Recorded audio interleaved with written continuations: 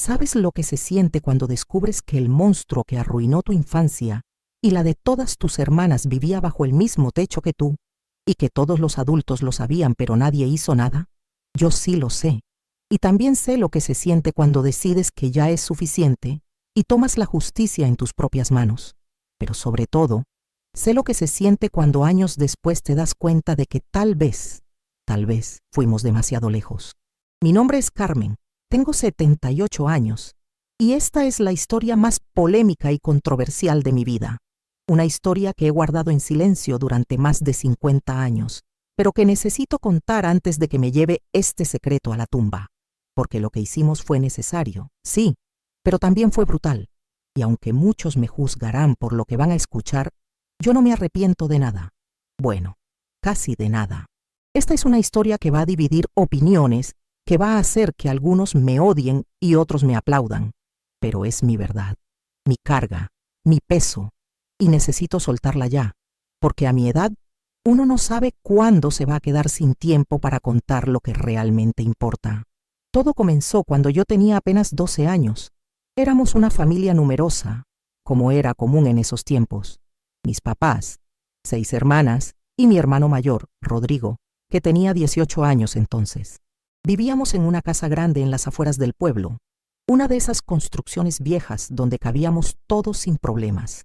Mi papá trabajaba en el campo desde muy temprano hasta muy tarde, y mi mamá se encargaba de cuidar a los más pequeños y de las labores de la casa.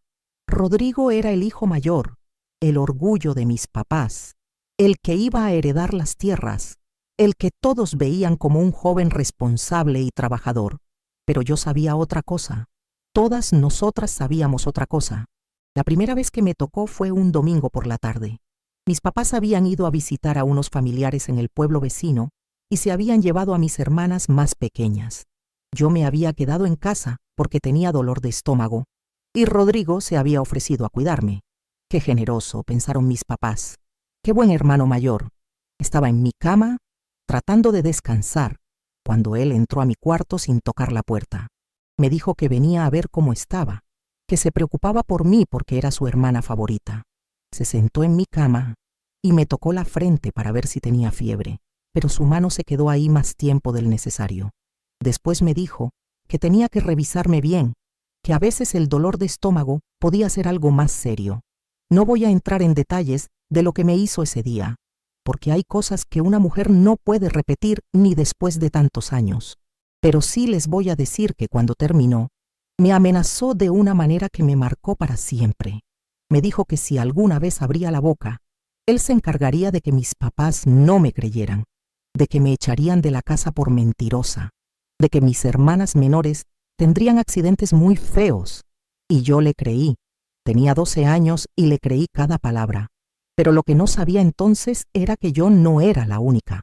Mi hermana Esperanza, que tenía 14 años, también guardaba el mismo secreto. Mi hermana Soledad, de 13. Mi hermana Milagros, de 11. Incluso mi hermana más pequeña, Remedios, de apenas 9 años. Todas las niñas de la familia habíamos pasado por lo mismo, y todas callábamos por terror. Él era muy astuto, muy calculador. Nunca nos tocaba a todas en la misma época. Esperaba semanas, a veces meses entre una y otra. Y siempre tenía una excusa perfecta, que nos estaba cuidando porque estábamos enfermas, que nos estaba ayudando con las tareas de la escuela, que nos estaba enseñando cosas importantes de la vida. Mis papás lo veían como un hermano mayor cariñoso, preocupado por sus hermanas menores. Los meses pasaron y el infierno continuó. Cada vez que mis papás salían de casa, una de nosotras tenía que quedarse sola con él. Cada vez, una de nosotras tenía que soportar sus abusos en silencio. Y todas sabíamos que si nos negábamos, si hablábamos, si tratábamos de denunciarlo, él tenía el poder suficiente para destruir nuestras vidas, porque esa era la realidad en esos tiempos. Los hijos mayores tenían autoridad sobre los menores. Los hombres podían hacer lo que quisieran con las mujeres de su familia. No había leyes que nos protegieran. No había instituciones a las que pudiéramos acudir. Y si una niña acusaba a su hermano mayor de abuso, la que quedaba marcada era ella, no él. Cuando yo cumplí 14 años, algo terrible pasó. Mi hermana Luz, que apenas tenía 8 años, llegó a casa llorando y sangrando después de que Rodrigo la llevara al granero con la excusa de que lo ayudara a buscar unas herramientas. Ese día, algo se rompió dentro de mí.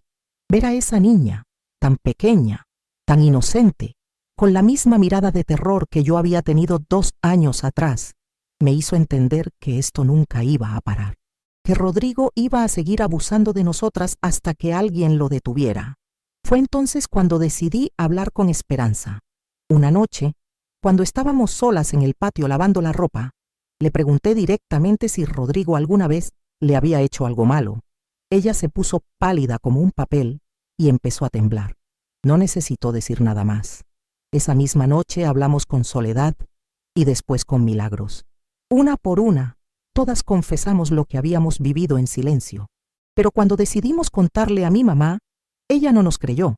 Nos dijo que éramos unas niñas mal agradecidas, que cómo podíamos inventar semejantes mentiras sobre nuestro hermano, que era un muchacho tan bueno, tan trabajador, tan responsable. Mi papá fue peor. Nos gritó. Nos dijo que éramos unas descaradas, unas mentirosas, y que si volvíamos a repetir esas calumnias, nos iba a sacar a correazos de la casa. Esa noche, mientras lloraba en mi cama, entendí algo que me marcó para toda la vida. Cuando eres niña, cuando eres mujer, cuando dependes de los hombres de tu familia para sobrevivir, no tienes derechos. Solo tienes que aguantar y callar. Y cuando los adultos te fallan, cuando las autoridades te ignoran, cuando tu propia familia te da la espalda, tienes que protegerte tú misma. Los meses siguientes fueron los más difíciles de mi adolescencia. Rodrigo, sabiendo que habíamos hablado pero que no nos habían creído, se volvió más atrevido, más cruel, más sádico. Ya no se conformaba con tocarnos en nuestros cuartos. Empezó a llevarnos al granero, al establo, a lugares donde podía hacer cosas peores, más humillantes, más dolorosas. Nos decía que como ya habíamos hablado y nadie nos había creído, ahora podía hacer lo que quisiera con nosotras. Y nosotras no podíamos hacer nada más que aguantar y consolarnos entre nosotras. Hasta que un día algo cambió. Algo que ninguna de nosotras esperaba. Esperanza, que ya tenía 16 años y era la mayor de todas nosotras, llegó a mi cuarto una noche con una propuesta que cambiaría nuestras vidas para siempre. Había estado pensando mucho en nuestra situación. Había estado observando a Rodrigo, estudiando sus costumbres, sus debilidades, y había encontrado la manera de detenerlo para siempre. Me dijo que había descubierto algo sobre él, algo que podíamos usar en nuestra contra. Resulta que Rodrigo no solo nos abusaba a nosotras, también tenía una relación prohibida con la hija del comisario del pueblo, una niña de apenas 15 años que se reunía con él en secreto los jueves por la tarde en una cabaña abandonada cerca del río. Esperanza los había visto, los había seguido, los había espiado y tenía un plan. Su idea era simple pero brillante. Sabíamos que Rodrigo tenía la costumbre de emborracharse los sábados por la noche, después de cobrar el dinero que mi papá le daba por trabajar en el campo. Se iba a la cantina del pueblo, se gastaba la mitad de su dinero en alcohol y regresaba a casa tambaleándose, completamente borracho. Esas noches eran las peores para nosotras, porque llegaba con ganas de desquitarse, de hacer daño, de sentirse poderoso. Pero Esperanza había pensado en algo más inteligente que simplemente drogarlo o lastimarlo. Había pensado en destruirlo de una manera que él nunca se recuperaría. El plan era chantajearlo. Esperanza le había conseguido una cámara vieja del fotógrafo del pueblo, donde trabajaba limpiando los fines de semana. Su idea era fotografiarlo con la hija del comisario y después amenazarlo con mostrar las fotos a mi papá, al comisario, a todo el pueblo. Después, cuando estuviera completamente a nuestra merced, íbamos a exigirle que se fuera de la casa para siempre, que se largara del pueblo y nunca más volviera. Y si se negaba, íbamos a mostrar las fotografías y contar todo lo que nos había hecho. Yo me quedé impresionada cuando me explicó su plan. Era algo tan inteligente, tan calculado, que me daba esperanza por primera vez en años. Pero cuando se lo contamos a las otras hermanas, no todas estuvieron de acuerdo. Soledad se puso a llorar y dijo que era muy peligroso, que si Rodrigo se enteraba nos iba a matar. Milagros dijo que era una locura. que nos iban a echar la culpa a nosotras de provocarlo. Pero la pequeña Remedios, que ya tenía 11 años y había sufrido tanto como todas nosotras, nos miró con esos ojos grandes y tristes y dijo algo que nunca voy a olvidar. Si no lo paramos nosotras, él va a seguir lastimando a más niñas, y yo no quiero que ninguna otra niña pase por lo que nosotras pasamos. Esa frase nos convenció a todas. Tenía razón. Los adultos no nos habían creído.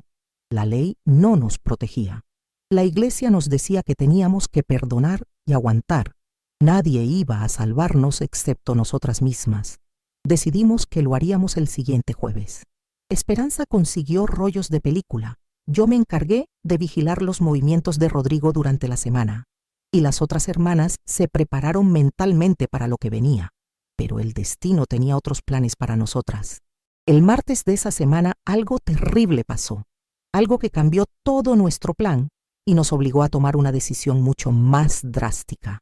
Mi hermana Luz, la más pequeña de todas, la que apenas tenía 8 años, llegó a casa llorando y sangrando. Rodrigo la había llevado al establo como siempre, pero esta vez había sido más violento, más brutal. La niña estaba lastimada, tenía heridas que necesitaban atención médica, pero cuando mi mamá la vio, en lugar de llevarla al doctor, la regañó por haberse metido donde no debía y la mandó a su cuarto. Esa noche Esperanza reunió a todas las hermanas, nos dijo que ya no podíamos esperar hasta el jueves, que ya no podíamos conformarnos con fotografías y chantajes, que Rodrigo había cruzado una línea que no se podía perdonar y que teníamos que detenerlo de una manera definitiva. Su nuevo plan era mucho más extremo, mucho más peligroso, mucho más definitivo. Había conseguido veneno para ratas de la bodega de la casa. Su idea era mezclarlo con el alcohol que Rodrigo siempre guardaba en su cuarto, esperarlo a que se lo tomara y dejar que la naturaleza siguiera su curso. Yo me quedé helada cuando me explicó su nuevo plan. Era algo tan extremo, tan definitivo, que me daba terror solo de pensarlo. Pero cuando vi la determinación en sus ojos, cuando recordé el llanto de la pequeña Luz, cuando pensé en todas las noches que habíamos sufrido en silencio, entendí que tal vez era la única manera. Hablamos con las otras hermanas. Esta vez, todas estuvieron de acuerdo. Incluso Soledad, que antes había tenido miedo, dijo que era lo que teníamos que hacer. Incluso Milagros, que antes había dudado, dijo que Rodrigo se lo merecía. Decidimos que lo haríamos esa misma noche. No podíamos esperar más. No podíamos permitir que lastimara a otra niña. Esa tarde, cuando Rodrigo regresó del campo, nosotras ya estábamos listas. Habíamos molido el veneno para ratas hasta convertirlo en polvo y lo habíamos mezclado con su botella de aguardiente favorita. Esperanza había calculado la cantidad exacta para que fuera suficiente, pero no sospechoso. Rodrigo llegó esa noche más borracho que de costumbre. Se había peleado con alguien en la cantina y venía de mal humor, buscando a alguien con quien desquitarse. Perfecto para nuestros planes. Se fue directo a su cuarto, como siempre, y se sirvió un trago grande de su aguardiente. Nosotras esperamos en el pasillo, contando los minutos, rezando para que el veneno hiciera efecto rápido. No tuvimos que esperar mucho. A los 30 minutos, escuchamos que algo pesado se caía al suelo en su cuarto. Esperanza fue la primera en entrar. Rodrigo estaba tirado en el piso, convulsionando, con espuma en la boca, pero todavía consciente. Nos miró con una mezcla de odio y terror, y con la poca voz que le quedaba, nos dijo que éramos unas asesinas, que íbamos a pagar por lo que habíamos hecho, que él se iba a encargar de que nos metieran a la cárcel. Pero Esperanza, con una frialdad que me impresionó, se acercó a él y le dijo: «No, Rodrigo, tú no vas a decir nada, porque si sobrevives a esto, nosotras vamos a contar todo lo que nos hiciste, y esta vez van a tener que creernos». Rodrigo siguió agonizando durante horas. Nosotras nos quedamos ahí, viéndolo sufrir, sin hacer nada para ayudarlo. Algunas de mis hermanas lloraban, otras rezaban. Yo solo lo miraba, sintiendo una mezcla extraña de satisfacción y horror. Finalmente, cerca de las 5 de la mañana dejó de moverse, dejó de respirar. Mi hermano Rodrigo había muerto.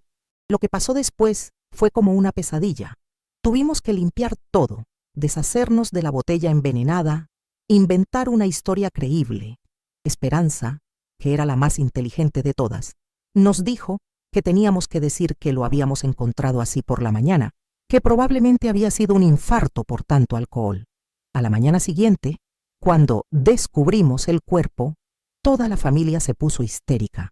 Llamaron al doctor del pueblo, que confirmó que había sido un paro cardíaco, probablemente causado por el exceso de alcohol. Nadie sospechó nada. Nadie investigó. En esos tiempos, la muerte de un borracho no sorprendía a nadie. El funeral fue terrible. Toda la gente del pueblo vino a despedir al buen muchacho que había sido Rodrigo. Hablaron de lo trabajador que era, de lo mucho que ayudaba a su familia, de lo responsable que había sido como hermano mayor.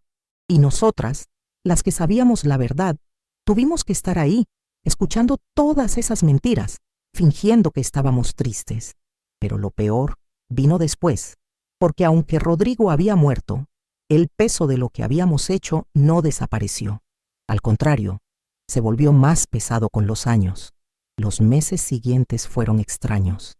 Por un lado, sentíamos un alivio enorme. Ya no teníamos que vivir con miedo. Ya no teníamos que escondernos. Ya no teníamos que aguantar sus abusos. Pero por otro lado, cargábamos con el peso de haber matado a alguien. Algunas de mis hermanas no pudieron soportarlo. Soledad empezó a tener pesadillas terribles, donde Rodrigo la perseguía y le decía que era una asesina. Milagros se volvió muy religiosa. Iba a misa todos los días. Se confesaba constantemente, tratando de limpiar su alma del pecado que habíamos cometido. Pero Esperanza y yo éramos diferentes. Nosotras no nos arrepentíamos. Nosotras sabíamos que habíamos hecho lo correcto, que habíamos salvado a muchas otras niñas de pasar por lo que nosotras habíamos pasado.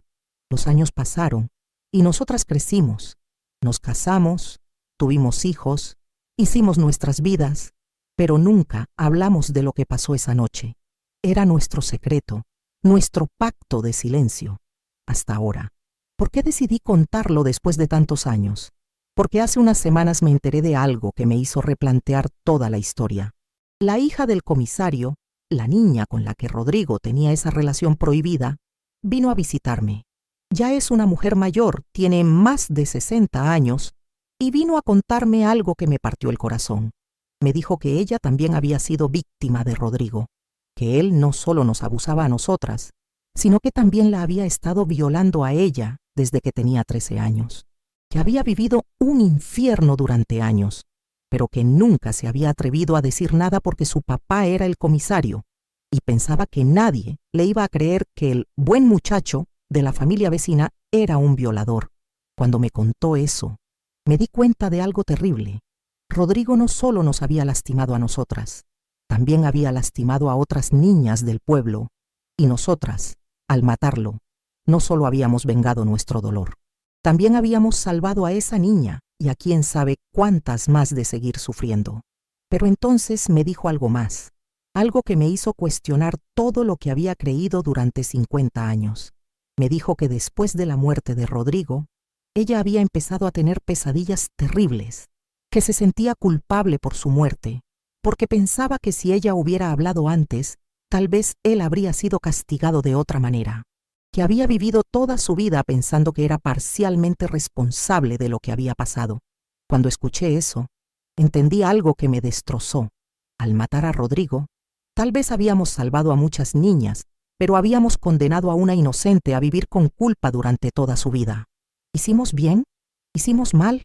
Esa pregunta me ha atormentado durante las últimas semanas, porque por un lado, sé que Rodrigo era un monstruo que merecía morir, pero por otro lado, sé que su muerte causó sufrimiento a una niña inocente.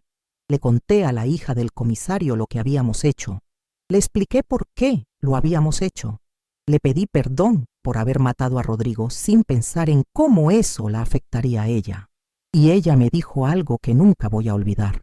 Me dijo que no me odiaba, que entendía por qué lo habíamos hecho, que ella, en nuestro lugar, probablemente habría hecho lo mismo, pero también me dijo que ojalá hubiéramos encontrado otra manera, que ojalá hubiéramos pensado en ella antes de tomar esa decisión. Y tiene razón. Nosotras solo pensamos en nuestro dolor, en nuestra venganza, en nuestra justicia. No pensamos en las consecuencias. No pensamos en las otras víctimas que iban a quedar marcadas por nuestra decisión. No pensamos en que tal vez había otras maneras de detener a Rodrigo sin matarlo. Pero también sé que éramos niñas, niñas asustadas, niñas lastimadas, niñas que no tenían a nadie que las protegiera. Hicimos lo que pudimos con las herramientas que teníamos, y aunque el resultado no fue perfecto, aunque causamos dolor a una inocente, también salvamos a muchas otras niñas, porque después de la muerte de Rodrigo, ninguna niña más en el pueblo fue abusada por él. El ciclo de violencia se rompió, y eso, para mí, sigue valiendo algo. Ahora, antes de continuar con el final de mi historia, quiero pedirles un favor.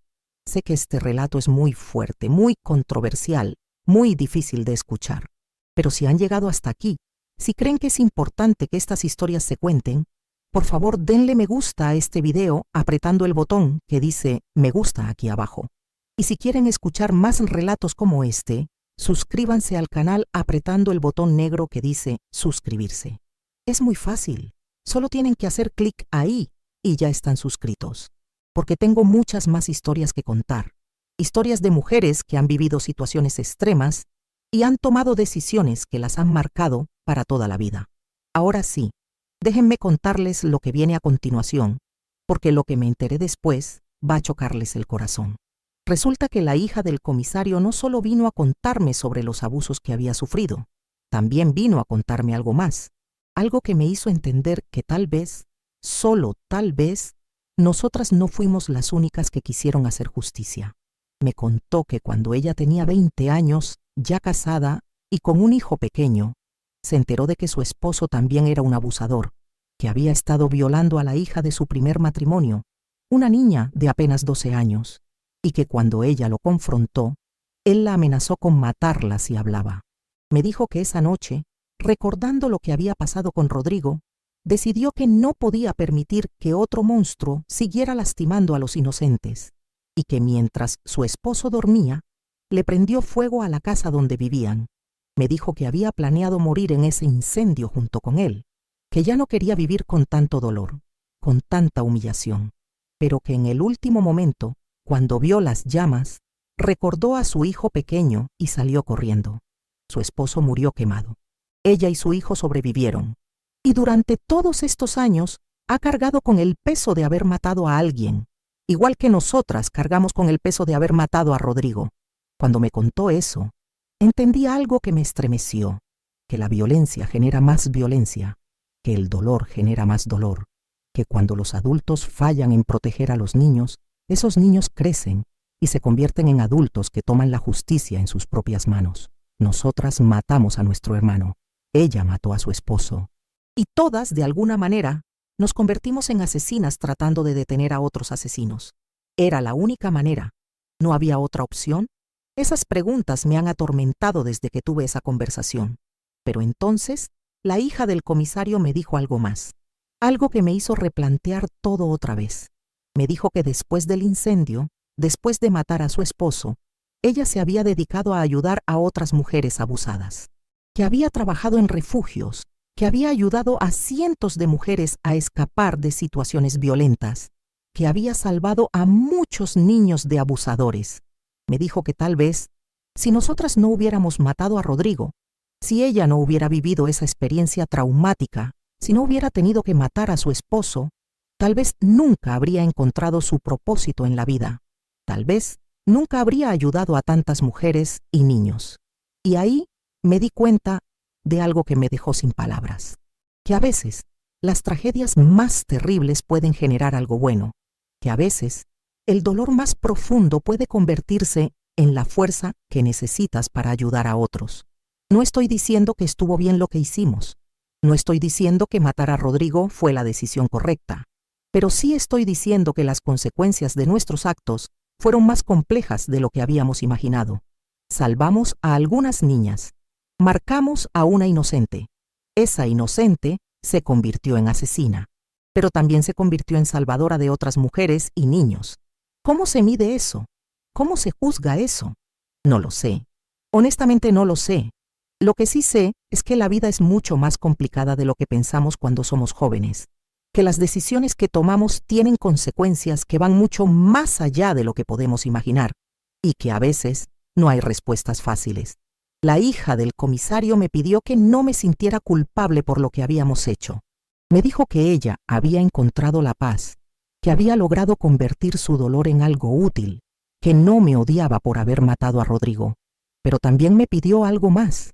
Me pidió que contara esta historia, que la contara completa, con todas sus complejidades, con todas sus contradicciones, porque según ella, es importante que la gente entienda que no hay víctimas perfectas ni villanos absolutos, que todos somos seres humanos complicados, que tomamos decisiones difíciles en circunstancias imposibles, y por eso estoy aquí, contándoles esta historia, porque creo que tiene razón, porque creo que es importante que sepan que la vida real no es como las películas, donde hay buenos y malos claramente definidos. En la vida real, a veces las víctimas se convierten en victimarios, a veces los salvadores se convierten en asesinos, y a veces los asesinos se convierten en salvadores. Pero hay algo más que no les he contado, algo que me enteré hace apenas unos días y que me ha hecho cuestionar todo otra vez. Resulta que mi hermana Esperanza, la que había planeado todo, la que había conseguido el veneno, la que había sido la más fría durante todo el proceso, me había mentido sobre algo muy importante. Antes de morir, hace 15 años, me confesó algo que me dejó helada. Me dijo que ella no había conseguido el veneno para ratas de la bodega de la casa, como nos había dicho, que en realidad lo había comprado en la farmacia del pueblo, diciéndole al farmacéutico que era para matar ratas en el granero. Pero eso no era lo peor. Lo peor era que ella sabía exactamente qué cantidad usar para matar a una persona, porque no era la primera vez que lo hacía. Me contó que un año antes de que matáramos a Rodrigo, ella había envenenado al maestro de la escuela, un hombre que había estado abusando de varias niñas del pueblo, incluyéndola a ella.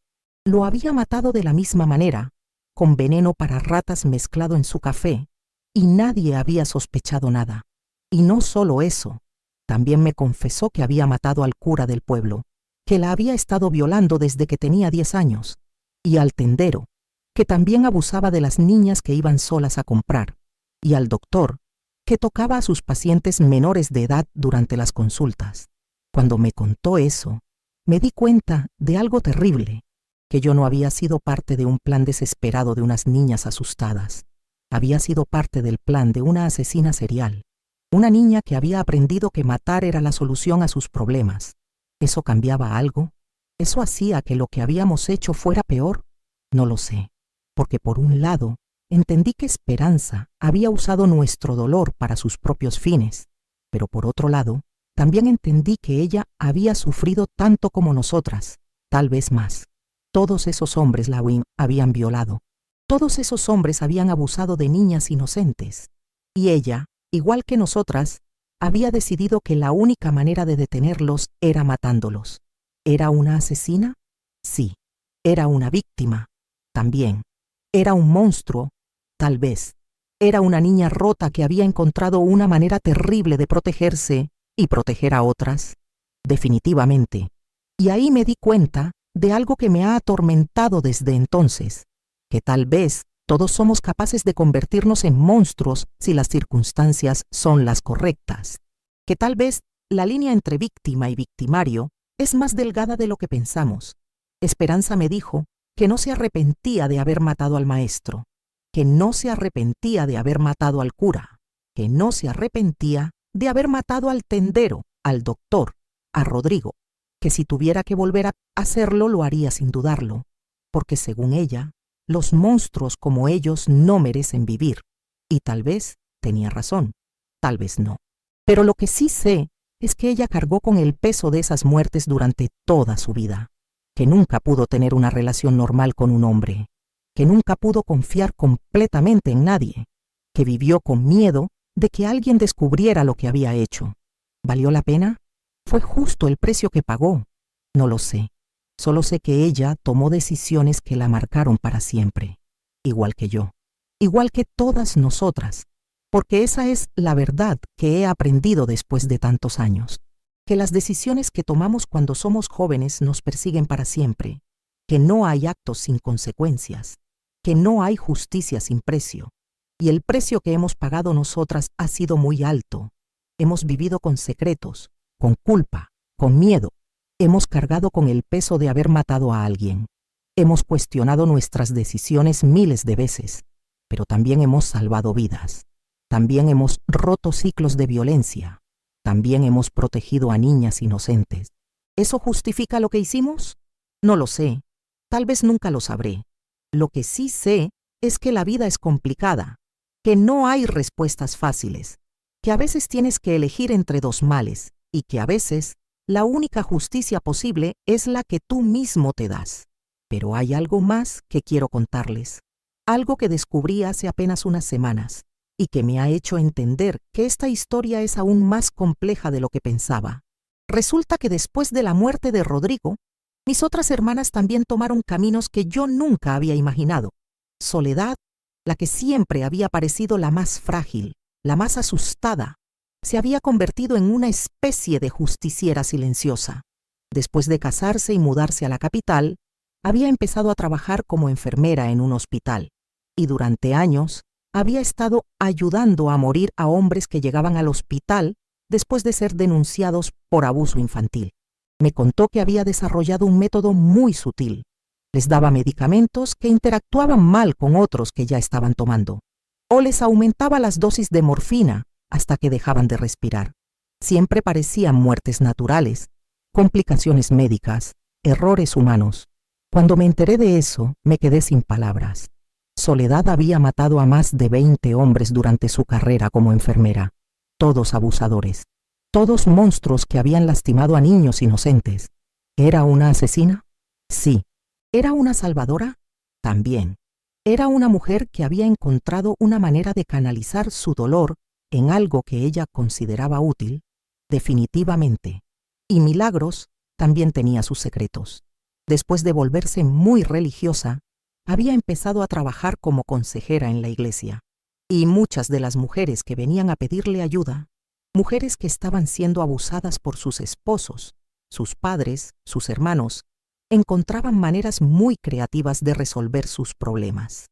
Milagros nunca les decía qué hacer, pero sí les contaba historias de mujeres que habían encontrado maneras de detener a sus abusadores, historias que sonaban mucho a lo que nosotras habíamos hecho con Rodrigo. ¿Era coincidencia? ¿Era inspiración? ¿Era una red de mujeres que se habían decidido a tomar la justicia en sus propias manos? No lo sé. Solo sé que después de la muerte de Rodrigo, muchos hombres abusadores en diferentes pueblos habían tenido finales muy desafortunados. Y Remedios, la más pequeña de todas nosotras, también había encontrado su manera de luchar contra los monstruos. Se había convertido en maestra de escuela, igual que la hija del comisario, y tenía una habilidad especial para detectar a los niños que estaban siendo abusados.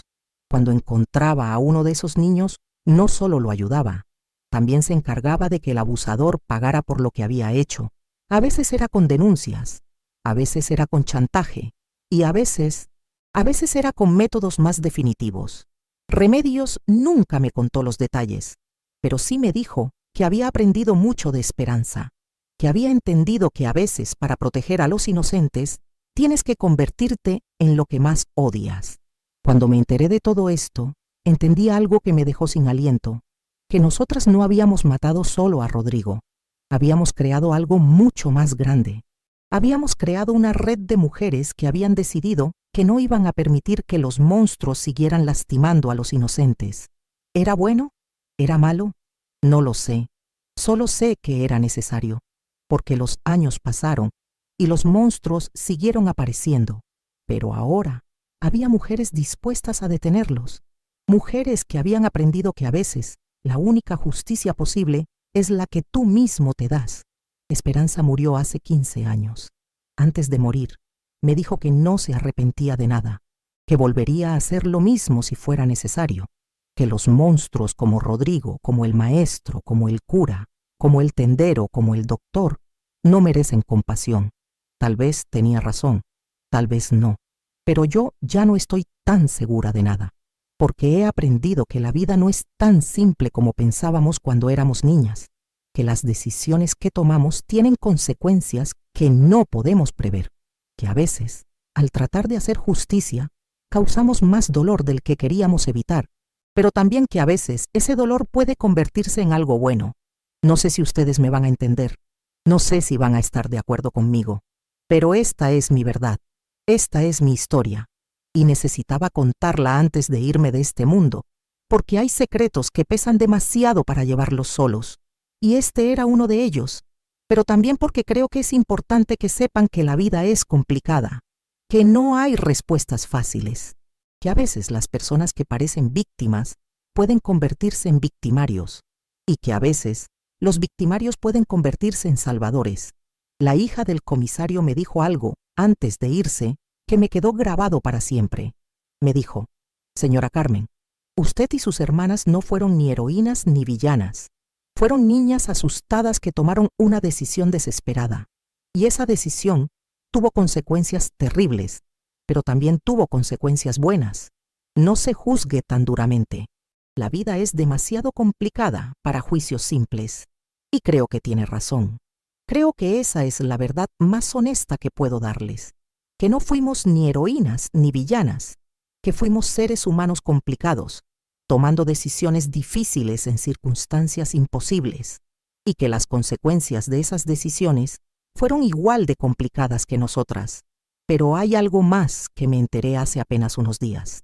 Algo que me ha hecho replantear todo lo que creía saber sobre mi familia, sobre mi hermano, sobre nosotras mismas. Resulta que mi hermana Luz, la más pequeña de todas, la que había sufrido tanto a manos de Rodrigo, también tenía secretos que nunca había compartido conmigo. Hace una semana vino a visitarme y me contó algo que me dejó helada. Me dijo que ella recordaba mucho más de lo que había pasado con Rodrigo de lo que yo pensaba. Que no solo la había violado esa última vez en el establo, sino que había estado abusando de ella desde que tenía apenas 5 años, que había vivido un infierno durante años, pero que había aprendido a disociarse, a irse mentalmente mientras él la lastimaba. Pero lo más impactante fue lo que me dijo después.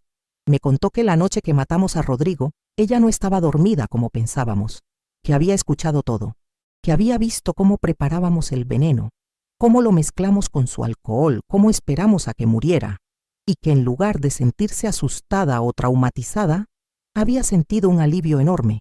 Había sentido que finalmente alguien la había protegido, que finalmente el monstruo que la había atormentado durante años había recibido su castigo. Pero entonces me dijo algo que me partió el corazón. Me dijo que durante todos estos años había vivido con la culpa de no haber hecho nada para ayudarnos, que se sentía cobarde por no haber participado activamente en la muerte de Rodrigo, que había pasado décadas pensando que era una víctima pasiva, cuando en realidad quería haber sido parte de su venganza. Cuando escuché eso, entendí algo terrible, que incluso la hermana que pensábamos que habíamos protegido, la que creíamos que era demasiado pequeña para entender lo que estaba pasando, había sido marcada por nuestras decisiones de maneras que nunca habíamos imaginado.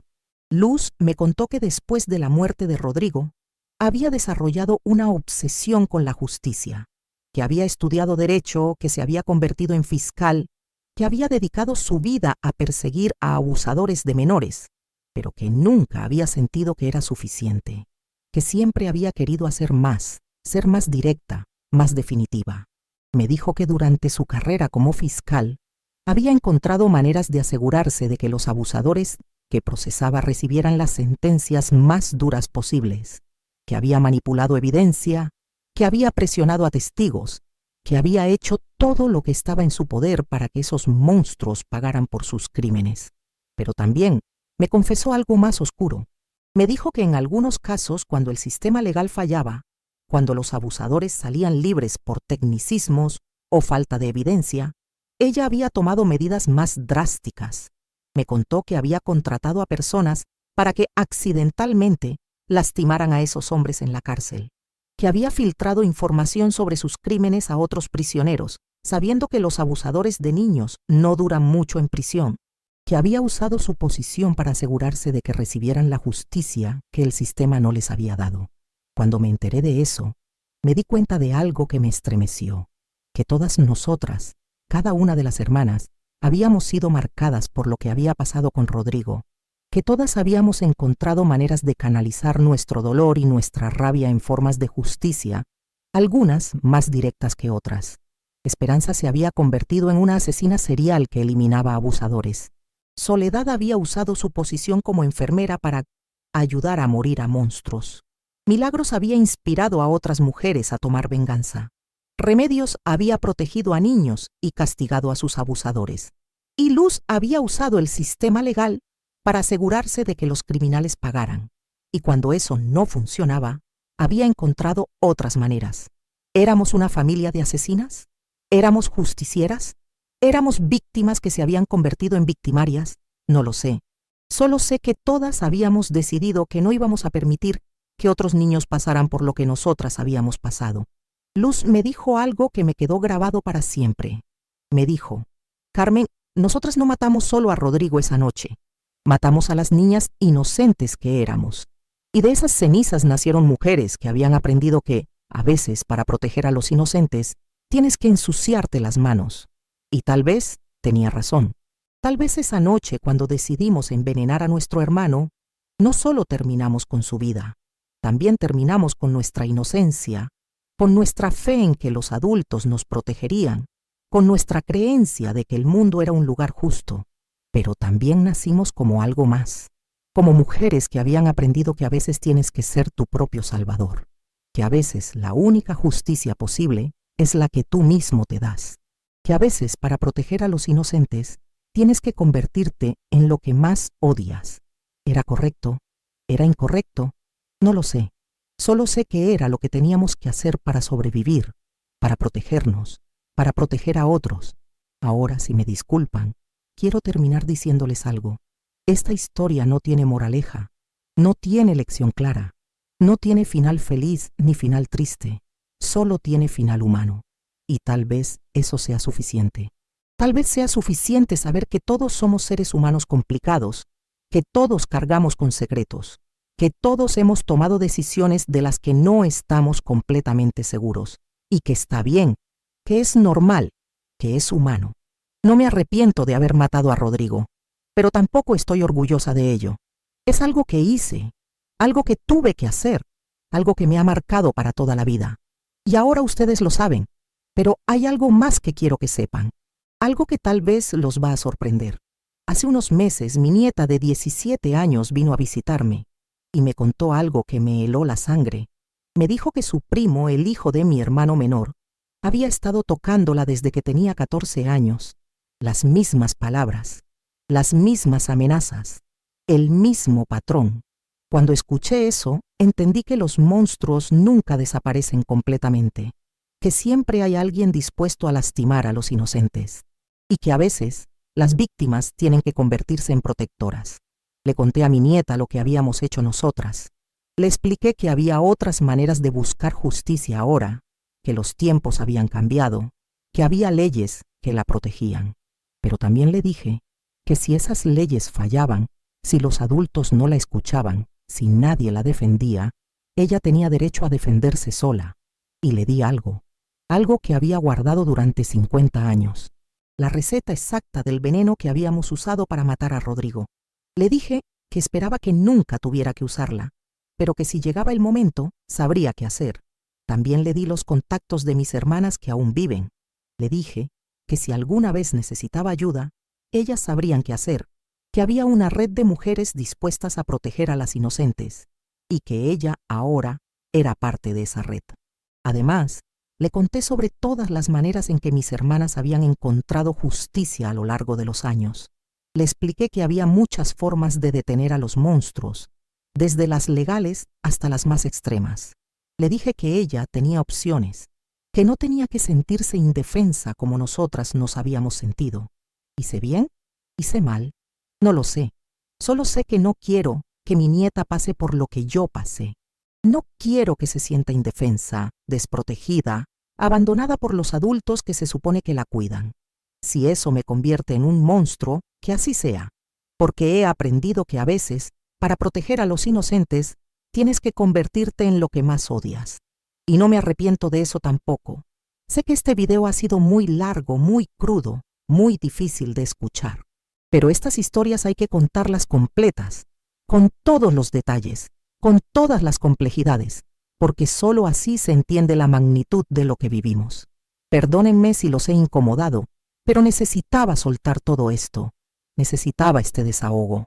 Si llegaron hasta aquí, les agradezco de corazón que me hayan acompañado en este relato.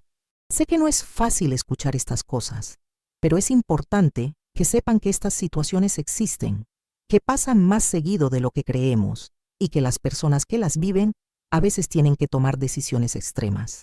También los invito a que me cuenten en los comentarios qué piensan de mi historia, si creen que hicimos bien o mal, si entienden por qué tomamos esa decisión, si han vivido algo similar, porque me interesa mucho saber qué opinan ustedes. No para que me juzguen, sino para que me ayuden a entender si hay otras maneras de ver esta historia. Todos los días los esperamos con nuevos relatos que los van a dejar sin aliento. Historias reales de mujeres que han vivido situaciones extremas y han encontrado la manera de salir adelante, aunque el precio haya sido muy alto. Gracias por acompañarme hasta el final. Nos vemos en el próximo video.